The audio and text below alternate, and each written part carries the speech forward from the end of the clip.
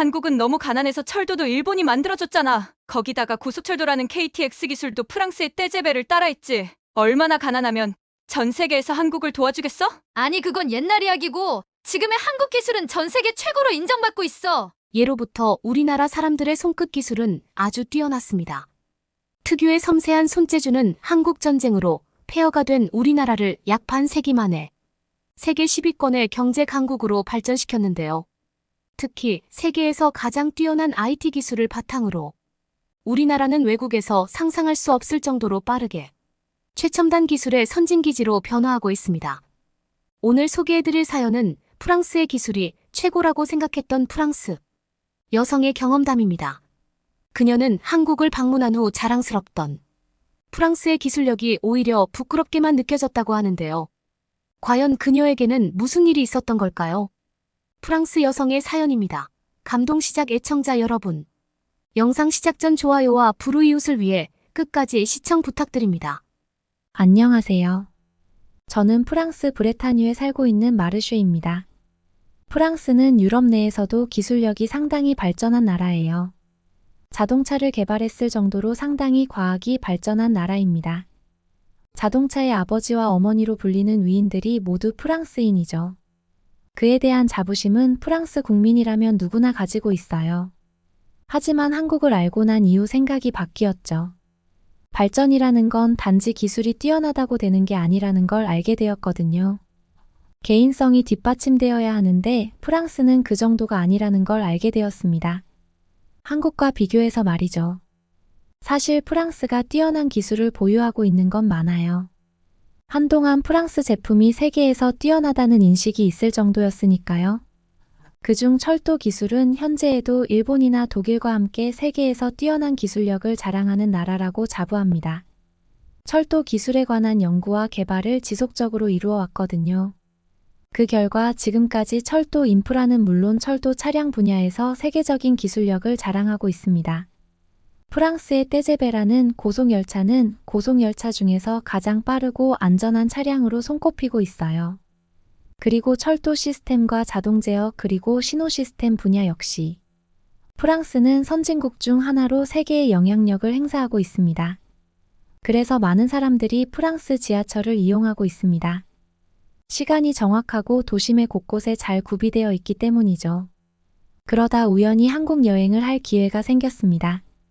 프랑스에서 오랫동안 거주 중인 한국인과 친해졌는데 한국에 잠시 들렀다 와야 한다며 괜찮다면 한국행을 동행하지 않겠냐고 물어왔어요. 제가 평소에 프랑스의 기술력과 지하철의 편리함을 은연중에 자랑했는지 한국에도 지하철이 상당히 잘 되어 있어서 여행하는 게 불편하지 않을 거라는 말을 덧붙였죠. 사실 저는 속으로 비웃었습니다. 세계에서 손에 꼽히는 프랑스 기술력을 따라올 수 없을 텐데 저에게 보란 듯이 비교를 하며 말했으니까요. 특히 한국인이었던 다현이는 프랑스에서 지하철을 타고 일상을 보냈으면서 한국과 비교한다는 것 자체가 이해할 수 없었습니다. 프랑스 지하철이 더 뛰어나다는 것을 알 텐데 하고 말이에요. 저는 궁금한 마음에 알았다고 답했습니다.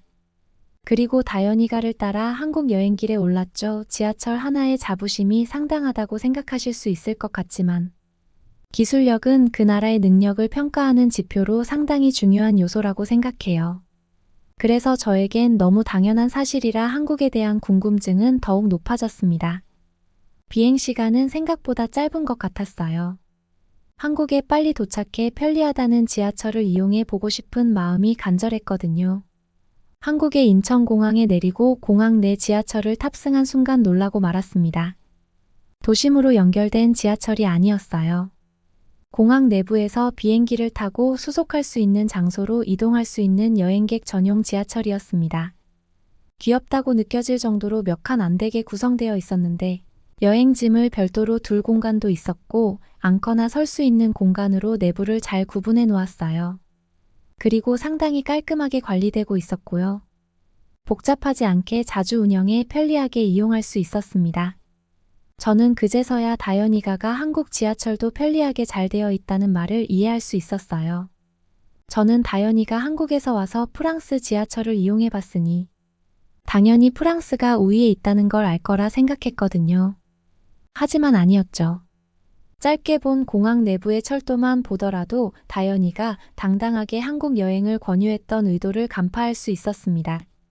실제로 공항에서 나와 공항철도를 이용해 서울로 이동했어요. 서울 도심에는 지하철이 상당히 잘 되어 있었는데 공항철도를 별도로 설치했다고 말했죠. 서울에서 승용차를 이용하지 않더라도 공항철도를 타고 거치는 곳 없이 빠르게 인천공항으로 도착할 수 있다고 말했어요. 기차와 다르게 지하철에서 이동이 가능해 누구나 빠르고 쉽게 이용할 수 있다고 덧붙였죠. 실제로 탑승해보니 그랬어요. 기차와 다르게 내부는 지하철의 모양새를 갖추고 있었습니다. 그리고 공항에서 출발해 인천 내 몇 개 역을 정차한 후 멈추지 않고 서울까지 달렸어요. 꼭 기차 같다는 느낌을 받았습니다. 공항철도 안에는 서울 지하철 안내도가 있었어요. 프랑스보다 훨씬 더 복잡하고 다양한 노선이 서울 지하를 오가는 것 같았죠. 한동안 물끄러미 지하철 안내도를 보는 저의 생각을 다연이도 알았는지 제게 이런 이야기를 했어요. 서울은 인구 밀도가 너무 높아서 자동차를 이용해 이동하는 것보다 지하철을 타고 이동하는 게 더 편하다고요. 서울 구석구석을 지나며 정해진 시간에 오기에 편리하다며 여행 내내 지하철만 타고 서울 곳곳을 누빌 수 있을 거라고 덧붙였어요. 놀라웠던 사실은 불쾌한 냄새가 하나도 나지 않는다는 점이었어요. 상당히 깔끔한 느낌을 받았는데 공항철도에 탑승한 한국인을 비롯한 여러 외국인들은 각자의 시간을 보내며 조용하게 앉아 있었습니다. 저는 그 모습들이 놀라웠어요. 사실 프랑스의 지하철은 지린내가 진동하는 곳들이 많거든요. 그리고 한국의 지하철에 비한다면 상대적으로 상당히 낡은 차량들이 대부분을 차지하죠.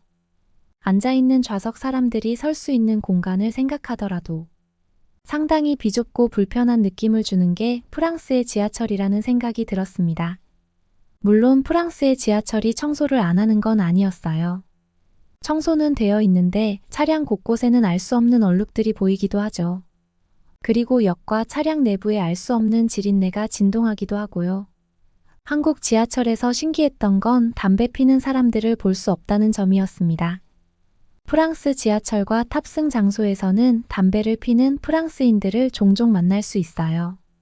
담배를 피는 사람들과 피지 않는 사람들이 한 장소에 있는 건 상당히 익숙한 모습이죠. 하지만 한국 여행을 하는 중 단 한 번도 그런 모습을 볼 수 없었습니다. 지하철 안과 지하철역 안에는 담배를 피지 말라는 문구가 붙어 있었어요. 궁금해 다연이에게 물었죠. 한국인들은 담배를 피지 않아서 외국인들에게 피지 말라는 문구를 붙였냐고요. 다연이는 웃으며 말했습니다. 한국인들도 담배를 피는 사람들이 많대요. 그런데 담배를 피지 않는 사람들 옆에서 담배를 피는 건 불합리하다는 생각에 법을 바꾸었고 그 결과 한국에서는 실내 대부분의 공간이 금연이라는 말을 해주었습니다. 신기했어요. 담배는 기호식품으로 커피를 마시는 것처럼 개인의 의사이기 때문에 담배를 피는 모습에 단 한 번도 타인을 배려해야 한다는 생각을 품은 적 없거든요. 하지만 한국 사람들은 달랐습니다.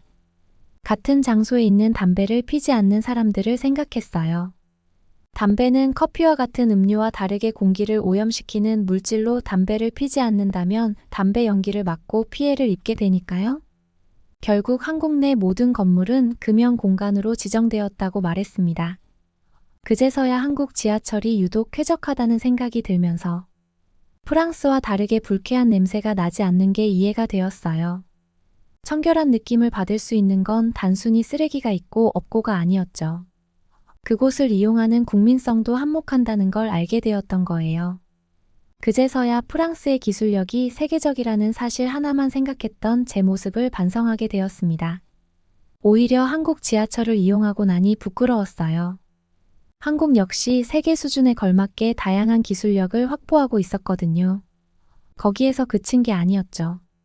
국민성으로 이용객의 수준 역시 세계 수준에 걸맞게 상당히 높게 유지되고 있었어요.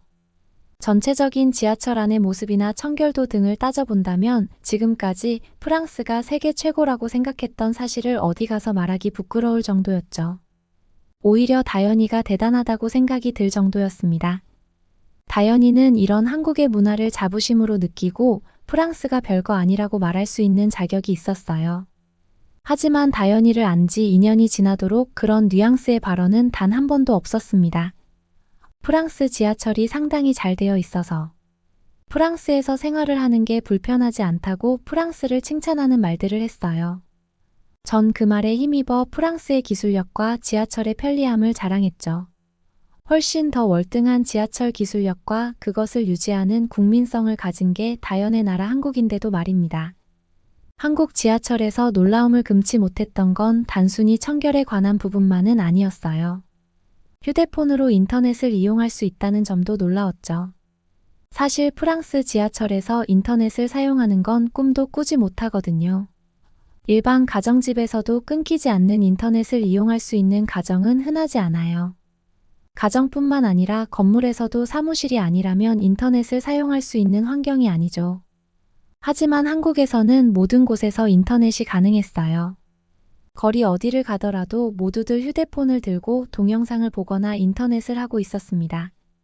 다현이에게 들어보니 한국에서는 누구나 기본적으로 휴대폰으로 무제한 데이터를 사용한대요.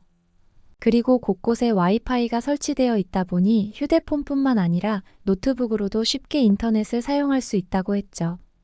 그것도 무료로요. 요즘은 프랑스에서는 와이파이망과 인터넷망의 설치를 늘리려는 시도가 이어지고 있습니다. 하지만 아직은 시작 단계에 불과하죠. 그마저도 연결이 잘 안 되는 게 사실이에요. 한국은 대부분 공용 공간에서 데이터를 이용할 수 있고 심지어 무료라는 사실 자체만으로 놀라움을 금치 못했어요. 프랑스는 기술력만 최고로 내세운다면 한국은 기술력 플러스 이용자의 편의를 꼼꼼하게 따지는 것 같았습니다. 그걸 느낀 건 신용카드 한 장으로 지하철 모두를 이용할 수 있다는 점 때문이었어요. 프랑스는 지하철은 물론 도심 어디에도 신용카드가 활성화되지 못했어요. 바꾸어가는 중이지만 아직 모든 도시가 한국처럼 신용카드 한 장으로 편리하게 이용할 수 있는 건 아니거든요. 특히 지하철을 이용하는데 별다르게 지하철표를 끊거나 다른 지하철로 환승하는데 표를 새로 구매하지 않는다는 사실은 놀라웠어요. 한국에서 가깝고 프랑스만큼 철도 기술력을 보유한 일본에 여행을 간 적 있거든요. 일본 역시 지하철이 상당히 청결하고 잘 되어 있었지만 역마다 결제 방식이 달랐어요. 정확히 이용할 수 있는 표가 달라서 환승할 때마다 역에서 내려 다른 표를 구매해야 했죠. 당연히 신용카드로 이용할 수 있는 것도 아니었어요. 프랑스처럼 일본도 동전을 가지고 다녀야 했는데요. 한국은 달랐습니다. 지하철에서 환승을 할 때 별도의 다른 표가 필요 없었어요. 몇몇 구간은 요금을 지불하는 게 아닌데 이동만 하는데도 카드를 대고 확인이 필요한 구간이 있었는데요. 그 역시 탑승할 때 사용했던 카드만 가져다 대면 끝이었습니다. 별다르게 번거로울 필요가 없었죠. 한국 지하철은 한국 사람들이 가장 많이 사용할 테지만 외국인인 저 역시 이용하는데 전혀 불편함이 없었습니다. 누군가 알려주지 않아도 괜찮았어요. 역 안에는 안내가 잘 되어 있었고 환승할 때마다 표에 대한 걱정을 하지 않아도 되었으니까요. 그리고 역마다 무료로 이용할 수 있는 화장실이 잘 배치되어 있었어요. 프랑스 내 화장실은 찾아야 할 정도로 잘 없고 무료로 이용할 수 있는 곳은 더욱더 찾기 힘들거든요. 이동할 때 화장실을 이용하지 않는다고 생각하는 게 마음 편했죠. 하지만 그건 프랑스에서 일상을 보낼 때 이야기잖아요. 해외여행을 한다면 변화된 환경으로 생체 리듬이 내 마음대로 되는 게 아니니까요. 어쩔 수 없이 이용해야 하는 상황들이 생기기 마련인데 한국은 그런 걱정도 없었습니다. 지하철역마다 공동으로 이용할 수 있는 무료 화장실이 준비되어 있었고 그 안에는 화장지도 배치되어 있었어요. 그리고 상당히 깔끔하게 관리가 잘 되고 있었죠. 꽤 많은 사람들이 이용하는데 전혀 불쾌한 냄새가 나지 않았어요. 세면대 위에도 청결하게 관리가 되고 있어서 놀랐습니다. 한국 사람들이 깔끔하게 사용하기도 했지만 매 시간별로 지하철 내 화장실이 잘 정리되어 있는지 체크하는 것 같았어요. 저는 프랑스 기술이 항상 뛰어나다는 자부심으로 살았습니다. 하지만 한국을 다녀온 뒤 다현이를 보는 게 부끄러워졌어요. 기술력도 뛰어난데 환경도 깔끔하고 사용자 편의를 생각한 시설을 설치하는 한국에 살다가 프랑스에 왔으니 제가 얼마나 우물 안개구리로 보였을까 싶었거든요.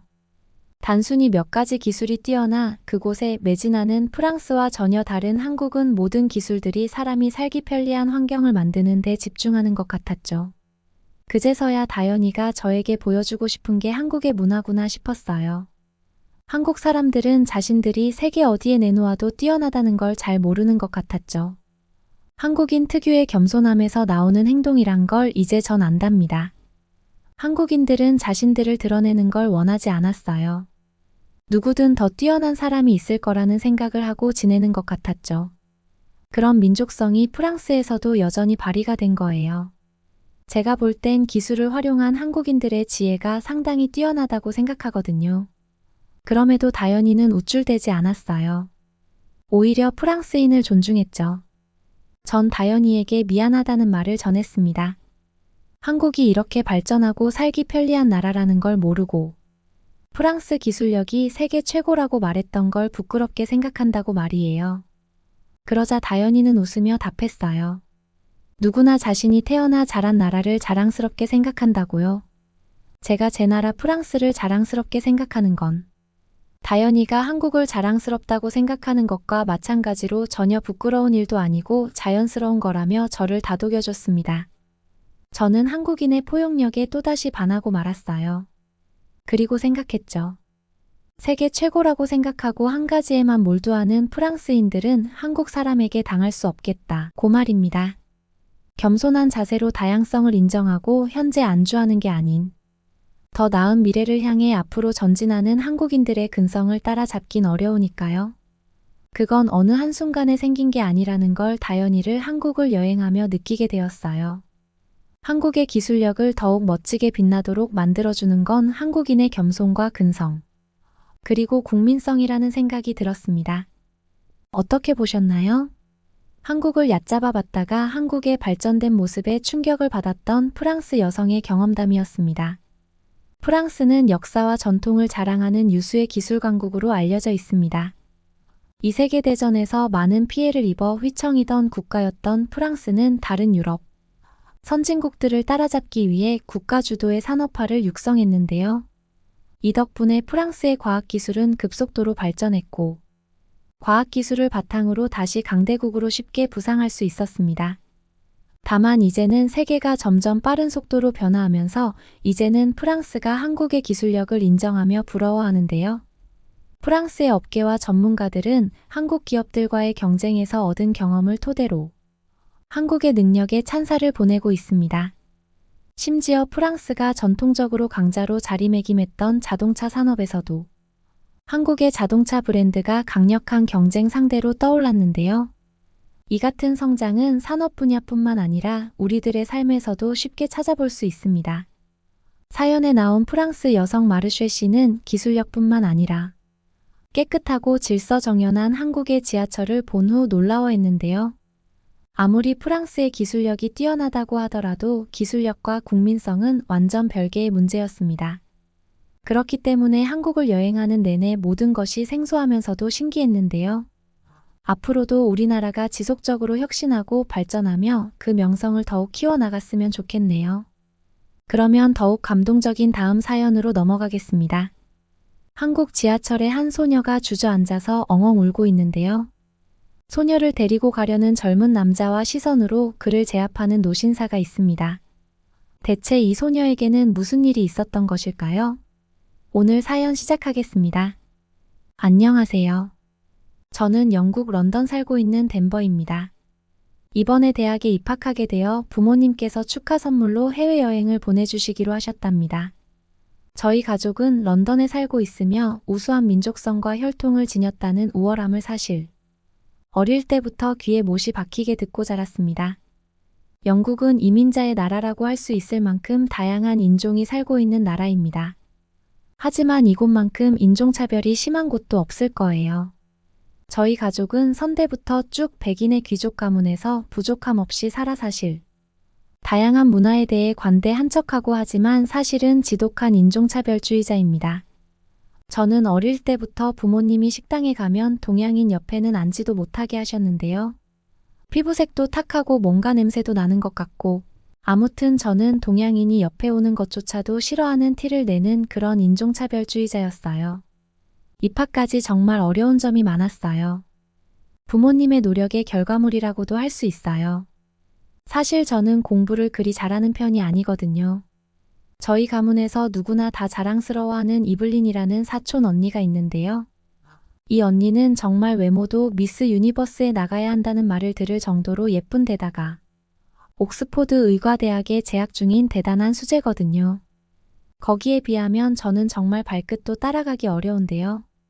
이블린은 정말 앞길이 창창한 그런 사람으로 모두들 자랑스러워하는데 그런 사촌 언니가 갑자기 동양의 작은 나라에서 온 한국 남자와 결혼을 하겠다고 폭탄 선언을 했어요. 더군다나 우리 가문의 동양 남자라니 말도 안 되는 일이었죠. 그런데 결국 이블린은 모두에게 연락을 끊고 결국 그 남자와 한국으로 가더라고요. 아마도 절대로 집안에서 허락하지 않을까? 거라고 생각한 것 같아요.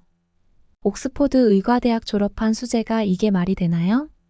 그렇게 이블린은 한국으로 갔고 저는 부모님을 실망시킬 수 없어 열심히 공부했어요. 저희 부모님은 이블린을 봐서인지 절대로 저에게 연애를 해도 백인이 아니면 안 된다고 항상 주입을 시키셨어요. 그동안 저희 가족에게 잊혀졌던 이블린의 SNS를 우연히 보게 되었는데 정말 행복해 보였어요. 여태까지 볼 수 없던 정말 편안한 얼굴이었죠. 그 조그마한 나라에서 이렇게 행복하게 지내는 이블린의 모습이 부럽더라고요. 보면 볼수록 이블린과 결혼 한국 남자도 점점 잘생긴 것 같아 보이고 이블린은 서울이라는 한국의 수도에 살고 있다고 했는데 이곳은 전혀 작은 나라처럼 보이지 않았거든요. 마치 싱가포르나 홍콩 정도 되는 그런 화려함이 있는 거예요. 그때부터 미친 듯이 한국이 궁금해지더라고요. 그리고 언니의 남편이라는 사람은 정말 언니를 너무 사랑하는 듯이 보였어요. 사랑한다는 것보다 귀하게 여겨준다는 느낌이랄까요? 저는 얼마 전 남자친구랑 헤어져서 그런지 그런 모습에 살짝 감동이 오더라고요. 제 전남친은 바람둥이였거든요. 그렇게 언니의 SNS를 보다가 너무 궁금해서 연락을 했어요. 어떻게 지내는지 궁금하다고요. 이블린은 제가 대학에 입학했다는 것을 축하해주면서 입학 전 시간 많을 때 한국에 놀러 오라고 하는 거예요. 근데 저는 아마도 식구들이 한국에 가는 것을 허락해주지 않을 거라고 했더니 이블린은 이제 너도 성인이 되었으니 너의 인생을 주도적으로 살라고 하며 한국에 오게 되면 연락하라고 하더라고요. 그때부터 한국에 대해 알아보고 찾아보다 보니 저는 정말 한국에 푹 빠져버렸어요. 드라마 열풍이 불었던 적이 있는데 이상한 변호사 우영우는 정말 신드롬이었죠. 그리고 거기에 있는 내용들이 사실을 바탕으로 한 것이라는 것에 놀랐고 그러면서 저는 한국 드라마를 정말 섭렵했어요. 계속 한국 드라마를 보다 보니 자연히 한국 음악도 많이 듣게 되고 BTS나 블랙핑크 음악은 거의 외우다시피 하죠. 이제는 점점 더 한국으로 여행을 가고 싶다는 꿈을 가지게 되었어요. 사실 지금도 한국에 대해서 아는 친구들보다 잘 모르는 친구들이 더 많아요. 하지만 몇 년 전부터 K-팝이 조금씩 퍼져나가기 시작했고 최근에는 한국의 불닭볶음면이나 김밥을 먹어보고 자랑하는 친구들도 가끔 있어요. 하지만 부모님께 여행지를 한국이라고 도저히 말을 못하겠는 거예요. 걱정하실 게 뻔하니까요. 그렇게 저는 아버지 회사에 지사가 있는 일본으로 가겠다고 말씀드리고 이번엔 항공과 숙소 예약까지 모두 제가 스스로 해보겠다고 말씀드렸더니 흔쾌히 그렇게 해보라고 하셔서 저는 덜컥 한국행으로 예약해버렸어요. 자꾸 이블린의 말이 맴돌며 나도 주도적으로 살아보고 싶단 생각이 들며 저질러 버렸죠. 하지만 끝까지 거짓말을 할 순 없잖아요. 부모님께서 공항까지 태워다 주실 거라서 미리 하루 전날 저는 편지를 써두고 한국으로 가서 사촌 언니를 만나고 오려고 하니 너무 걱정하지 마시라고 남겨두고 하루 전날 먼저 한국으로 출국해버렸어요. 저에게 늘 따라하고 싶었던 존재인 이블린의 지금 모습을 꼭 보고 오고 싶다고 말이에요. 그렇게 저는 살면서 처음으로 부모님께 반항을 하게 되었네요. 가는 비행기 내에서도 사실 걱정은 많이 되었어요. 드라마는 부풀려진 게 아닐까? 사실 한국은 아시아에서도 너무 작은 개발도상국 정도인데 더군다나 전쟁의 불안까지 안고 있는 나라에 내가 지금 미친 짓을 하는 게 아닌가 갑자기 두려움이 몰려왔어요. 그렇게 불안한 마음으로 탑승했는데 한국 승무원을 봤는데 너무 이쁜 거예요. 피부가 어쩜 이리 좋고 오똑한 콧날의 우아한 미소까지 너무 예뻐서 속으로 감탄을 하고 있는데 같은 여자인데도 눈을 마주치고 이야기를 하니 가슴이 두근거리더라고요. 제가 불편해 보였는지 담요와 따뜻한 물수건을 가져다 주며 도차까지 많이 남아있으니 조금 편히 쉬라면서 진정에 도움이 되는 허브티를 주더라고요. 세련되고 친절한 승무원에 일단 안심이 되며 그동안 우리 집안에서 철저히 무시했던 동양인에 대한 인식이 바뀌기 시작했던 것 같아요. 기내식으로 나왔던 비빔밥은 정말 맛있었고요. 밥에 여러 가지 야채가 가득했는데 고소하고 맛있었지만 기대했던 것보다는 별로라고 생각이 들었어요. 제가 밥과 야채를 같이 먹고 있는데 승무원이 오시더니 고추장을 넣고 참기름을 넣어서 비벼서 먹는 거라고 알려주시더라고요. 맵긴 했는데 너무 신선하고 고소한 맛이 왜 비빔밥이 한국에서 유명한 음식인지 알게 되었어요. 여러 음식을 다 섞어서 먹는 게 이렇게 잘 어울릴지 상상도 못할 정도로 놀라운 맛이었죠. 드디어 인천공항에 도착했는데 인천공항은 제가 상상했던 것 이상으로 너무 멋있었어요. 공항이 전 세계 항공사 2위의 깨끗한 공항이라고 들었지만 실제로 보니 공항 전체가 반짝반짝 빛이 날 정도였어요. 거기에 입국 심사도 정말 빨라서 다 끝난 건지 어안이 벙벙할 정도였죠. 입국 심사를 마친 후 공항의 화장실에 들어갔는데 화장실도 정말 깨끗해서 공중 화장실이 아닌 것만 같았어요. 심지어 공항 안에 식당과 카페 볼거리들도 너무 많아서 하루 종일 공항 구경만 해도 재미있을 것 같아 보였죠. 신기한 마음에 공항 사진을 찍으면서 둘러보는데 전통 한복을 차려입고 왕가의 산책이라는 공연을 하고 있었어요. 조선시대의 왕과 왕비의 모습을 재현했다고 하는데 정말 우아하고 멋있으더라고요. 전통 국악 공연까지 있는데 여태까지 가본 공항 중에서 저는 단연 인천공항이 제일 좋다. 라는 생각을 하게 되었어요.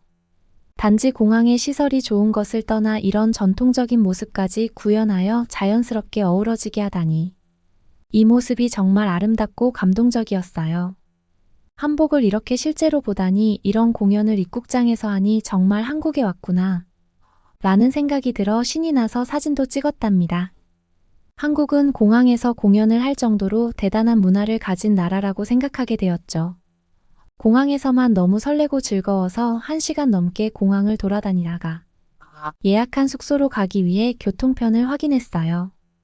한국은 교통이 편리하고 안전해서 오는데 문제가 없을 거라고 하더라고요. 어두워지기 전에 숙소로 가야겠다는 생각에 안내데스크에 가서 숙소로 가는 지하철 교통편을 물어봤어요.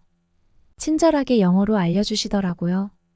사실 짐이 많아서 택시를 타고 갈까 계속 고민했지만 한국은 지하철이 영국과 다르게 안전하고 깨끗한 것을 드라마에서 봤기 때문에 진짜 드라마랑 똑같은지 너무 궁금했고 고민 끝에 저는 지하철을 타고 숙소로 가기로 결정했어요. 지하철을 타러 갔는데 역시 제가 드라마 속에서 본 게 맞았어요. 한국 지하철은 TV에서 본 그대로 최첨단이었어요. 깔끔한 데다 심지어 좋은 냄새까지 났어요. 지하철을 타고 있는 한국 사람들도 다들 깨끗하고 반짝반짝 빛이 나는 것 같았어요. 마침 지하철에 탔는데 핑크색으로 된 예쁜 좌석이 있어 거기에 앉아서 창밖을 바라보며 가고 있는데 바닥에 보니 안내문에 임산부를 위한 자리라고 쓰여 있는 거예요. 이게 뭔가 싶어 주변을 둘러보니 모두들 핑크색 의자를 비워두었더라고요. 저는 좀 혼란스러웠지만 나도 비워둬야겠다 싶어 일어났어요. 찾아보니 한국은 교통약자를 위한 노약자, 좌석과 임산부를 위한 자리를 평범한 젊은이들이 배려해주는 문화가 있는 곳이더라고요. 이러한 배려심에 정말 감동스러움이 느껴졌어요. 사실 지하철에서 서서 가는데 저는 불편함은 없지만 앉고 싶은 마음은 당연한 거잖아요. 어쩜 한국 사람들은 이런 배려가 당연한 것일까요? 영국엔 이런 문화 자체가 없거든요. 영국 지하철은 노숙자가 많고 화장실이 없어서 지하철에서 소변 보는 사람들이 있기 때문에 항상 코를 찌르는 악취가 나요. 낮에도 술 취한 사람들이 많고 커다란 바퀴벌레도 다녀서 영국에서는 정말 특별한 경우를 제외하고는 지하철을 타지 않았어요. 한국 지하철은 영국이랑 다르게 너무 깨끗하고 조용하고 술 취한 사람이나 노숙자도 없어 보였죠. 제가 상상했던 모습보다 더 멋져서 앞으로 여행에 대한 기대감이 넘쳤고 한국으로 여행을 온 게 제 인생에서 가장 잘한 일이라고 생각했죠. 제가 예약한 숙소는 명동의 남산타워가 보이는 곳의 작은 한옥주택이었습니다. 어쩜 이렇게 고층 건물과 한옥이 어우러진 공간인지 볼수록 감탄이 나왔어요. 난장이가 살 것 같은 알록달록한 간판이 있는 구불구불 좁은 길이 나오는데 바로 앞엔 현대적인 높은 고층 빌딩까지 이런 신기한 모습에 감탄이 나왔어요. 현대의 고층 빌딩 사이에 이렇게 아름다운 전통 건물이 있을 수 있다는 것도 신기했지만 돌과 나무로 만들어진 듯한 한옥이 모습은 제가 지금까지 살면서 느껴보지 못한 감동을 주었죠. 방금 전까지 고층 건물 사이에 있었는데 숙소에 도착을 하자마자 느낀 점은 타임머신을 타고 도시에서 과거로 이동한 것만 같았어요. 한국이 예전에는 이런 아름다운 건물로 가득했을 것이라는 생각이 예전에 한국의 한옥이 가득한 모습을 상상하기도 했어요. 고층 빌딩 가득한 한국도 멋있지만 한옥이 가득한 한국을 상상해보니 한옥 가득한 한국의 모습이 더 멋질 것이라고 생각을 하기도 했죠. 제가 예약한 숙소는 도착해서 보니 깔끔한 인테리어의 남산타워가 보이는 아주 전망이 좋은 아늑한 곳이었어요. 제가 이곳 사진을 SNS에 연속해서 공항부터 쭉 올리고 있었나 봐요. 생각해보니 도시 전체에서 어느 곳을 가도 인터넷이 잘 안 되는 곳을 본 적이 없네요.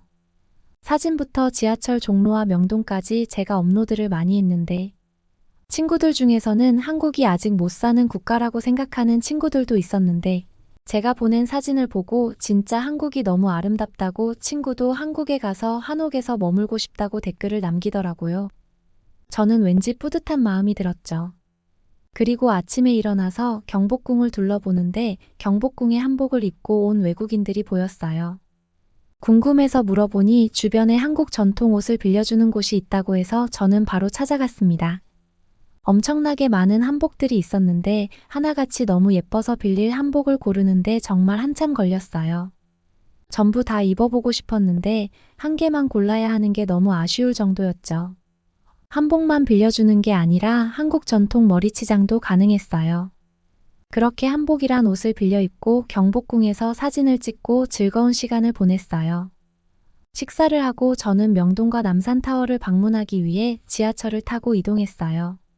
지하철은 한산했고 사람들은 모두 여유로워 보였죠. 기대했던 명동 거리를 구경하는데 길거리에 맛있어 보이는 음식들을 많이 팔았어요. 명동을 구경하고 닭꼬치라는 음식을 먹고 남산타워로 올라갔어요. 남산타워 위에 올라가니 어두워져 있었고 저는 남산타워 위에서 보는 서울의 야경에 빠져서 한참을 바라봤어요. 위에서 보이는 서울의 모습이 너무 아름다워서 시간이 어떻게 지나가는지 모르고 야경을 감상했고 남산에는 연인들끼리 자물쇠를 매달고 있고 많은 사람들이 야경을 보면서 사진을 찍고 있는데 정말 평화로워 보였어요. 사람들을 감상하다 보니 생각보다 시간이 많이 지나 있었어요. 지하철이 끊길 수 있다는 생각에 숙소로 가기 위해 급하게 내려왔어요. 지하철을 타고 숙소로 이동하는데 늦은 시간이라 당황했고 지하철도 갈아타야 돼서 급하게 이동을 했죠. 그렇게 빠르게 내려서 지하철을 갈아타려고 하는데 느낌이 이상했어요. 급하게 내리면서 배낭을 지하철에 놓고 내려버리고 말았어요. 지하철에 앉을 때 배낭이 무거워서 발밑에 놓고 있었는데 환승할 때 지나치지 않고 내려야 된다는 생각만 하고 있다 보니 배낭을 잊고 말았어요. 저는 너무 당황스러워서 다시 되돌아갔지만 머리가 하얗게 되면서 아무런 생각도 들지 않더라고요. 배낭 안에는 여권과 제가 여행 경비로 모아놓은 돈들, 숙소 예약 바우처와 비행기 티켓들이 다 들어있었죠. 하루 종일 사진을 찍고 돌아다닌 탓에 휴대폰 배터리도 없어서 결국 핸드폰마저도 전원이 꺼져버렸습니다. 저는 휴대폰 충전기와 보조 배터리도 전부 배낭에 있어서 아무것도 할 수 없었어요. 저도 모르게 자리에 주저앉아서 펑펑 울었어요.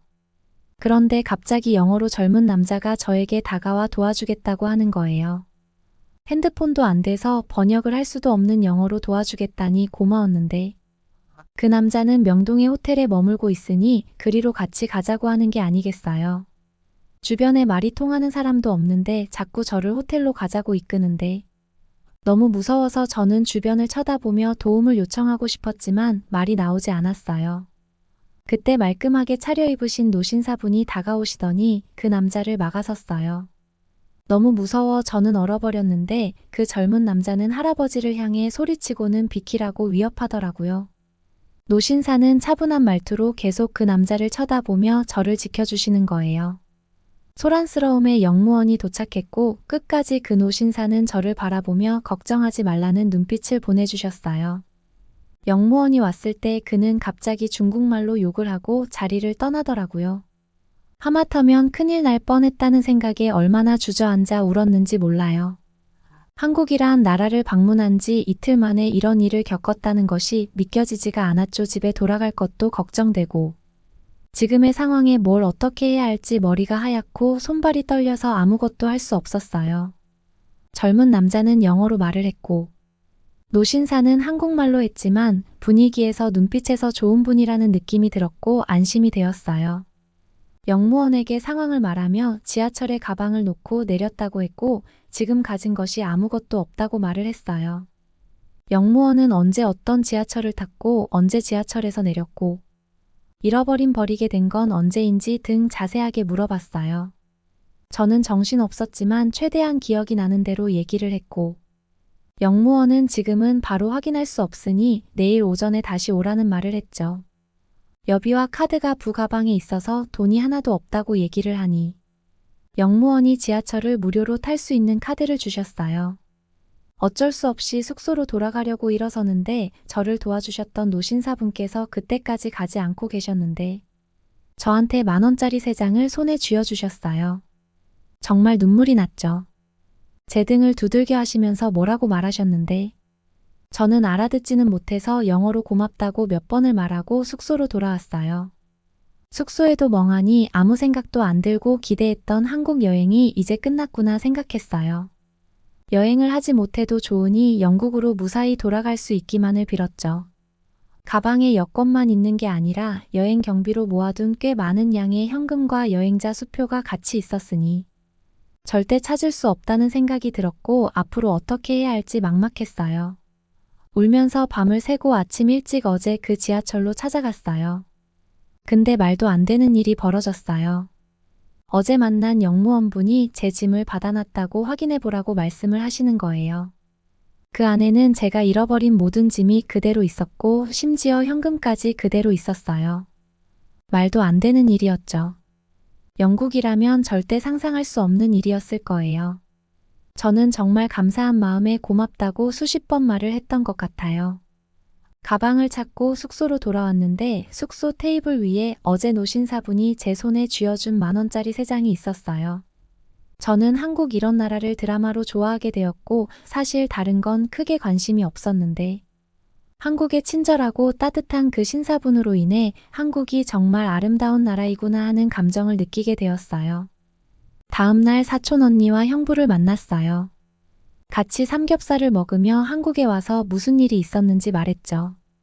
둘이 어떻게 만나 결혼까지 하게 된 건지 물으니 옥스포드에서 같이 공부하던 중 형부의 진지한 면과 올곧은 성심에 반해 언니가 쫓아다녔다고 하더라고요. 그러던 중 형부는 군대에 입대하기 위해 한국으로 들어가야 한다고 해서 언니는 그때 형부를 놓치면 안 될 것 같아 한국으로 따라오기로 결심했대요. 형부는 사실 이중 국적이고 군대를 가지 않으려면 얼마든지 방법이 있었다고 했는데요. 스스로 세워둔 인생 계획에 의대가 있었고 특수부대, 자원 입대해서 나라를 지키는 의무를 하고 싶다는 것까지 모두 지키기 위해 한국으로 오게 되었다고 하네요. 언니는 이런 형부라면 한 번도 가본 적 없는 한국이라도 같이 갈 수 있겠다는 믿음이 생겼대요. 이야기를 들어보니 저도 너무 멋있게 보이더라고요. 그렇게 형부는 자원 입대했고 언니 교환학생으로 그동안 남은 학과를 마칠 수 있었다고 해요. 2년이 그렇게 지났고 둘은 이번 가을 결혼을 한다고 합니다. 식사 도중에도 항상 언니에게 눈을 떼지 않고 고기를 잘라주고 접시에 놔주고 언니가 불편한 게 없는지 항상 눈이 언니만을 향해 제가 드라마에서 봤던 그런 자상한 한국 남자를 실제로 눈앞에서 본 것 같았어요. 언니와 형부랑 서울에 관광도 하고 언니 집에서 같이 그동안 못한 이야기도 나누고 벌써 영국으로 돌아가야 할 시간이 왔죠. 한국은 제가 생각한 것 이상 아름답고 따뜻한 나라였어요. 여행을 마치고 영국으로 돌아왔고 제 놀라운 경험을 주변 사람들한테 얘기하고 다녔는데 이제 제 주변 사람들은 다들 한국은 믿을 수 없을 정도로 안전한 나라라고 얘기해요. 저는 일상으로 되돌아갔지만 한국을 생각하면 지금은 한국 드라마나 케이팝이 아닌 그때 저를 토닥여 주시면서 제 손에 돈을 쥐어주셨던 노신사분의 미소가 기억에 남아있어요. 제가 울고 있을 때 대화도 통하지 않도록 위로해 주시고 도와주셔서 정말 감사했습니다. 덕분에 한국이라는 나라를 평생 잊지 못할 아름답고 친절한 나라로 기억할 수 있었습니다. 정말 감사합니다. 오늘 사연은 영국의 대학생이 된 덴버의 사연입니다. 한국에 대해 이렇게 좋은 추억을 안고 갈 수 있었던 게 정말 다행이네요. 한국의 지하철이나 공항에서 정말 많은 외국인들이 놀란다고 하네요. 우리 모두 안전하고 투철한 시민의식으로 한국의 좋은 이미지를 널리 알릴 수 있다면 좋겠네요. 그러면 더욱 재미있는 다음 사연으로 넘어가겠습니다. 이럴 줄 몰랐어. 한국에 괜히 왔나봐. 도저히 못 견디겠어. 한 미국 스카우트 대원이 매우 힘들어하는 모습으로 한국에 괜히 왔다고 말하고 있습니다. 도대체 이 미국 학생에겐 무슨 일이 있었던 걸까요? 오늘은 해외 커뮤니티 레딧에 올라온 미국 보이 스카우트 대원 핸더슨 군의 사연을 전해드립니다. 안녕하세요. 저는 미국에서 온 보이 스카우트 대원 핸더슨입니다. 저는 어려서부터 스카우트 활동을 했고 지난 여름에는 한국에서 개최된 잼버리 행사에 참가했습니다. 잼버리는 스카우트 대원들이 모여 함께 활동하는 대규모 행사입니다. 저와 친구들은 이번 잼버리 대회 참가를 위해 정말 열심히 지역 모금 행사를 개최하였습니다. 저는 지역 스카우트 대원들과 함께 빵을 구워 팔거나 작은 소품을 만들어 팔면서 모금 활동을 1년간 하였죠. 그렇게 해서 대회 참가비 $3,000를 모았습니다. 미국에서는 지금 K-팝이 정말 큰 인기거든요. 최근 2022년에는 미국 음반 차트에서 K-팝이 10곡이나 상위권에 진입했지요. 또한 K-팝 콘서트가 열리면 표를 사는 것이 정말 어려울 만큼 순식간에 매진되고 있습니다. 유튜브뿐만 아니라 틱톡, 스포티파이에서도 K-팝을 쉽게 접할 수 있기 때문에 미국 젊은 층에게 K-팝의 인기는 대단합니다. 그래서 저와 친구들 역시 K-팝을 정말 좋아하기 때문에 한국에서 개최되는 잼버리에 꼭 참여하고 싶었습니다. 또한 전 세계에서 참여하는 스카우트 대원들과의 문화적 교류도 매우 기대되었죠. 처음 도착한 한국의 인천공항은 저희의 기대와 마찬가지로 매우 크고 멋있었습니다. 넓은 공항 로비와 화려한 전시품들이 정말 근사했지요. 공항에 마중 나온 한국 잼버리 자원봉사단의 환영도 정말 좋았습니다. 매우 따뜻하면서도 기분 좋은 환영 인사였거든요. 하지만 캠핑이 순탄치 않게 흘러갈 것이라는 느낌의 시작은 잼버리 야영장에 도착하면서부터였습니다. 우선 날씨가 정말 더웠습니다. 여름이니까 당연히 더운 게 이상할 건 없지만 새만금이라는 곳이 간척지라고 하는데 그 넓은 공간에 나무 그늘같이 해를 피할 수 있는 곳이 정말 없었습니다. 심지어 중간중간 무릉덩이로 된 땅도 많았죠. 뜨거운 해를 피하기 위해 텐트 속으로 들어가면 텐트 속은 습한 열기로 가득해서 잠시 해를 피하기도 힘들었죠. 밤에 잘 때도 열기가 식지 않아 잠을 제대로 잘 수 없었을 정도였으니까요. 아무리 얼음물을 마셔도 금방 너무 더워졌죠. 게다가 이상한 벌레들이 자꾸 물고 모기도 많아서 제대로 잠을 잘 수도 없었습니다. 샤워 시설이나 화장실 시설도 간이 시설이라 해도 정말 열악했지요. 저는 K-팝의 나라 한국이 이럴 리가 없는 데라고 생각하면서 큰 실망감을 느꼈습니다. 스카우트 지도 선생님께서도 스카우트 대원이었던 옛날에 한국에서 치러진 고성 잼버리 때 정말 다양한 프로그램과 강원도의 멋진 자연을 경험할 수 있어서 매우 좋았었다고 하셨거든요. 가족들과 통화를 하며 이곳의 상황을 설명하니까 부모님들은 역시 한국은 후진국이라면서 한국에 가지 말았어야 했다며 후회와 걱정을 많이 하셨습니다. 저희 단원들은 어쩔 수 없이 중간에 행사 참여를 포기하고 서울로 이동하기로 결정했죠. 처음 참가하는 대회라서 아쉬운 마음이 컸지만 너무 힘들었기 때문에 반가운 마음도 들었습니다. 한국의 모습에 실망하며 짐을 싸서 버스에 올라탔습니다. 서울 숙소에 도착해서 조금 쉰 뒤 아무런 생각 없이 밖을 보았는데 서울의 야경은 생각보다 멋있었습니다. 하지만 저녁인데다 후진국이니 치안도 엉망일 거라고 생각되어 호텔 밖으로는 나갈 엄두도 나질 않았죠. 그런데 시티투어 버스 체험이 있다고 하는 거예요. 이런 저녁 시간에 시티투어 하는 게 괜찮은 걸까라는 생각이 들었지만 드라마로 보았던 한국에 대한 기대를 안고 시티투어 버스에 탑승해 보기로 했습니다. 청계천과 반포대교 남산타워 등을 둘러보는 코스였는데요. 늦은 저녁이지만 거리에는 엄청나게 많은 사람들이 있었고 한강변에도 정말 많은 사람들이 나와서 자전거를 타거나 모여서 이야기하면서 간식을 먹는 모습들이 보였습니다. 조금씩 다시 한국에 대한 기대가 생기는 투어였죠. 잼버리 야영장 더위에 지쳐 올라온 서울은 제가 생각했던 모습인 것 같아서 좀 더 돌아보고 싶은 생각이 들었습니다. 다음 날 친구들과 함께 서울 시내 관광을 다녀보기로 했죠. 덥고 습한 날씨가 걱정되었는데 서울은 어디를 가더라도 정말 냉방이 잘 되어 있었습니다. 먼저 숙소에서 가까운 하이퍼그라운드라는 문화체험을 하는 곳에 가기로 했습니다. 하이퍼그라운드에 가기 위해 지하철을 탔는데요. 지하철에 스크린도어라는 게 있더군요. 전철이 올 때만 열리는 문이었는데 지하철 탈 때 꼭 엘리베이터를 타고 이동하는 기분이 들게 만드는 문이었습니다. 이건 후진국이 아니잖아라는 생각이 들었지요. 지하철을 탔는데 지하철 안도 매우 깨끗하고 시원했습니다. 그런데 지하철에서 만난 한국인들이 저희에게 잼버리 대원들이냐고 묻더군요. 저희가 맞다고 했더니 정말 미안하다고 하는 거예요. 한국 국민의 한 사람으로서 외국에서 온 손님에게 불편한 대접을 해서 정말 미안하다고 하더라고요. 저희는 그분에게 우리는 괜찮다고 여기저기 둘러보면서 즐거운 시간을 보낼 계획이라고 말해 주었습니다. 그분뿐만 아니라 다니는 곳곳에서 만난 한국 사람들이 우리에게 미안하다고 하면서 한국 여행 잘하라고 응원해 주었죠. 처음엔 자신의 잘못도 아닌데 저렇게 사과하는 게 좀 이상하다고 생각했는데 나중에 알고 보니 한국 사람들은 한국에서 일어난 일을 모두 자기 일처럼 생각한다는 놀라운 사실을 알게 되었습니다. 잼버리 행사의 파행에 대해 뉴스에서 많이 나와서 많은 한국 사람들이 상황을 잘 알고 있었던 것 같습니다. 하이퍼그라운드는 한국의 관광지나 문화에 대한 것을 최신 기술과 접목해서 즐겁게 체험할 수 있는 곳이었습니다. 한국 여러 지역의 문화 축제에 대해서도 쉽게 알 수 있었고 K-팝 체험도 여러 영상들과 녹화도 하면서 즐길 수 있어서 무척 재밌었습니다. 제가 SNS에서 보던 한국의 최신 기술들을 접할 수 있어서 설레면서 신기했죠. 저희는 다음으로 경복궁에 갔는데요.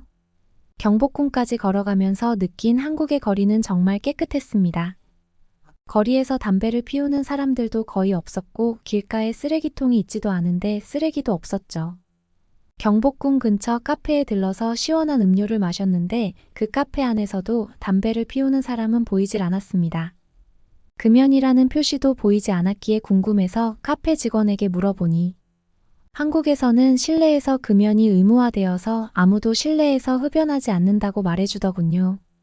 쾌적한 공기도 좋았고 작은 카페인데도 실내가 정말 시원했고 무료 와이파이까지 돼서 더 좋았습니다. 음료를 마시면서 밀렸던 SNS 사진 업로드를 했죠. 경복궁에 도착하니 한복을 입고 돌아다니는 사람들이 많았는데요. 저희도 가이드의 안내에 따라 근처에서 한복을 대여해서 입고 경복궁 이곳저곳을 돌아다니며 사진을 찍었습니다. 경복궁 궁궐 건축물의 느낌이 처음 보는 형태라서 매우 신기했고 한복과도 정말 잘 어울린다는 생각이 들었습니다. 더 신기한 것은 경복궁을 찾은 모든 사람들이 자기 가방이나 소지품에 대해 전혀 걱정하지 않고 다닌다는 것이었습니다. 저는 유럽 여행 때 가방을 잃어버린 경험이 있었기에 소지품을 잃어버릴까봐 잔뜩 긴장하고 있었는데요. 더구나 잼버리 야영장에서 느낀 한국이라면 당연히 소매치기도 많을 거라고 생각했기에 더욱 조심했습니다. 그런데 괜히 긴장했던 것 같은 느낌이 들었습니다. 모든 사람들이 너무도 자유롭고 편안하게 다녔기 때문이죠. 저희도 어느 순간부터 소지품 도둑, 강박에서 벗어나서 자유롭게 경복궁 내 각각의 공간에 집중하며 즐길 수 있었습니다. 저녁에는 한강 주변을 산책했는데요.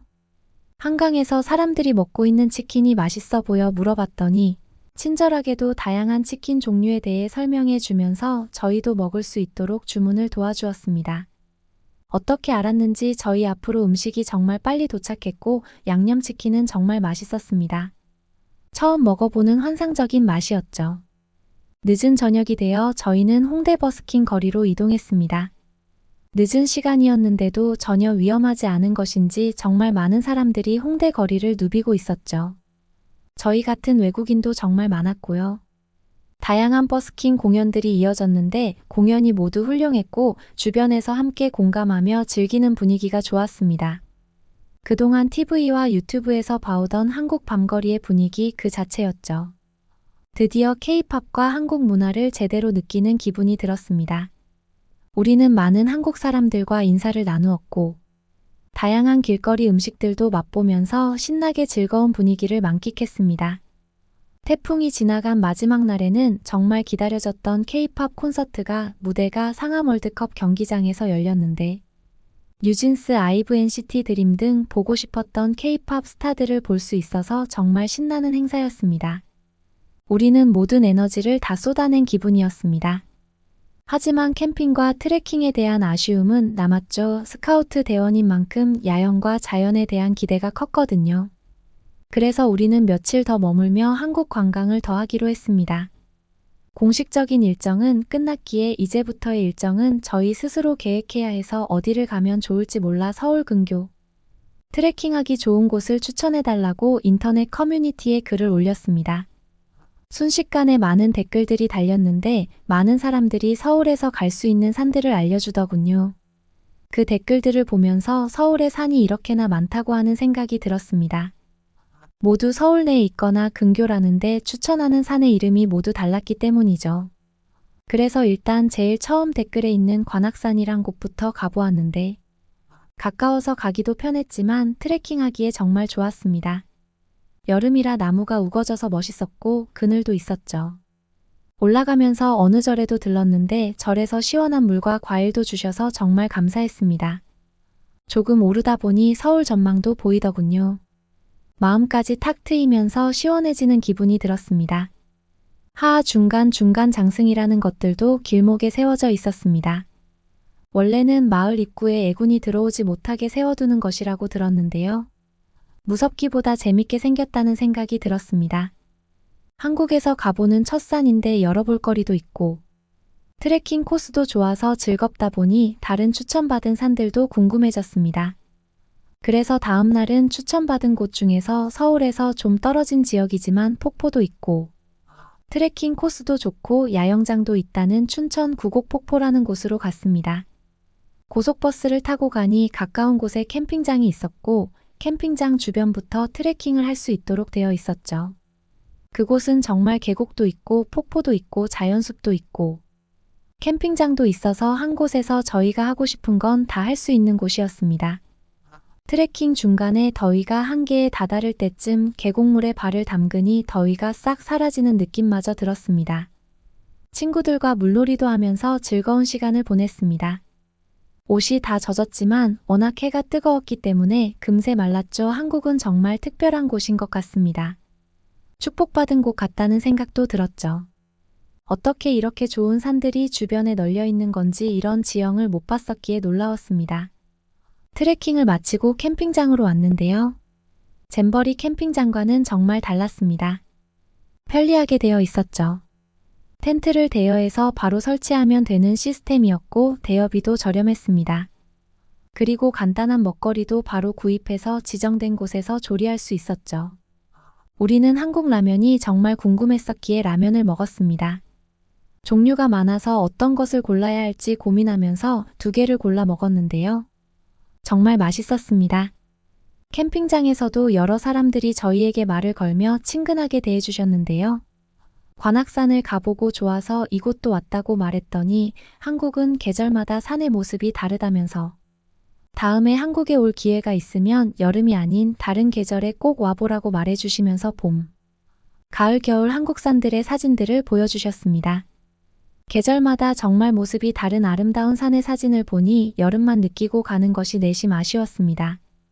아쉬움을 뒤로하고 귀국하지만 다른 계절에 다시 한국을 방문해서 나머지 산들도 올라보고 싶네요. 한국의 유명한 산을 10개 정도 올라보고 싶습니다. 정말 좋다고 추천을 많이 받았지만 못 가본 바다들과 제주도 여행도 해보고 싶고요. 트레킹하기 좋은 한국산에 대한 많은 정보 남겨주시고 응원해주세요. 다음 한국 여행기도 커뮤니티에 남기겠습니다.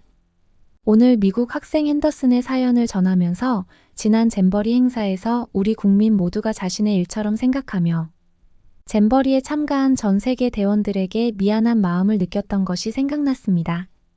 처음에는 한국에 많이 실망했지만 결국 좋은 추억과 경험을 많이 갖고 가서 다행이라는 생각이 들었습니다. 다음 한국 여행기도 궁금해지네요. 여러분은 어떻게 보셨나요? 응원과 격려의 한마디씩을 댓글로 남겨주시기 바랍니다. 사연자분들에게 전달해드리겠습니다. 실제 사연 제보를 받고 있습니다. 채택되신 분께는 작은 선물도 보내드리고 있습니다. 저희의 사연이 여러분의 하루에 작은 힘이 될 수 있었으면 좋겠습니다. 감동적인 사연을 주변 분들과 이야기 나눠보세요. 더욱더 좋은 영상으로 다시 찾아뵙겠습니다.